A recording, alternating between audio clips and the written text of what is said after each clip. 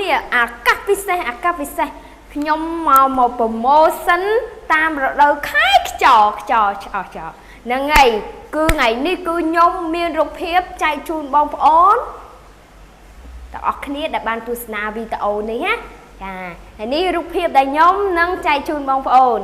តែនេះហាមិនមែនរូបភាពទេណាគឺរបស់ស៊ីននេះរបស់ស៊ីនតែហ្មងណា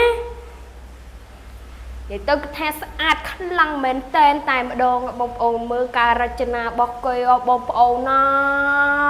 និយាយពីថាស្អាតខ្លាំងមែនតែត្មងណាហើយអានេះគឺអត់ទាន់តបតែងទេបងប្អូនទាំងអស់គ្នាហើយមិនមែនមានតែប៉ុណ្្នឹងទេឆ្អឹងក៏មានដែរនេះហើយអានេះ